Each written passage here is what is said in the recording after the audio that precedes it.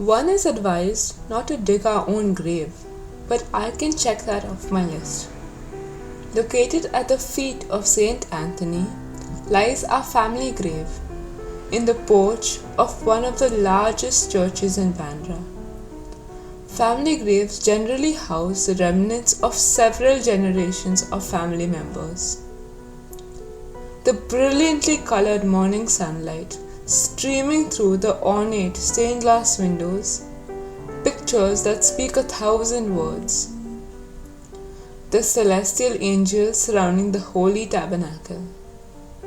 The large central nave that seats a huge congregation.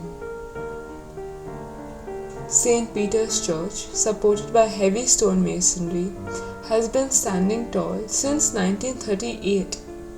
Standing alongside is what started out as a school for 40 orphans, which has grown to support 2,300 students.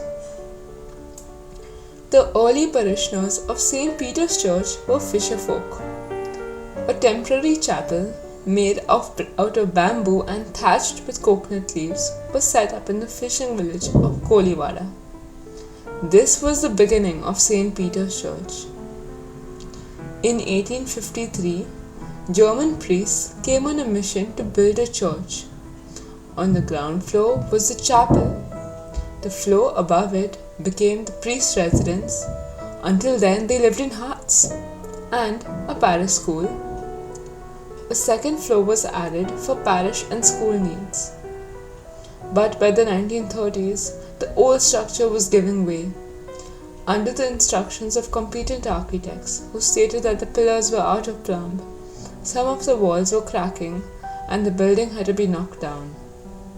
Before the next monsoon, in 1937, they feared that the building would come crumbling down.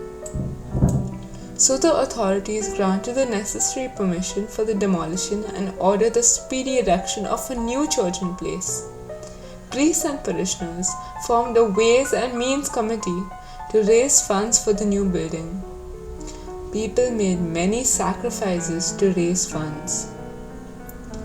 St. Peter's demonstrates that a church, however magnificent and awe-inspiring, is ultimately a place where people experience the entire journey of life. It stands on a busy and thriving street and is an integral part of the lives and loves, the sorrows and tribulations of the community in which it lives. Taking a walk down memory lane with my grandfather's brother, Uncle Hadrian.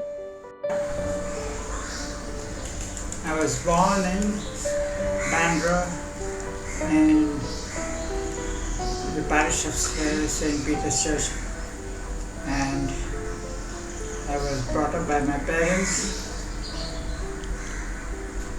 and they sent me to St. Stanislaus School. And all my life I did my religious and schooling activities in Bandra and St. Stanislaus School and St. Peter's Church. My father seen the building of the church. At that time, they were given an option to buy a permanent grave in the porch in the church itself, and he by chance opted for a corner grave, which was quite the first person to use the grave was my mother. She was buried there.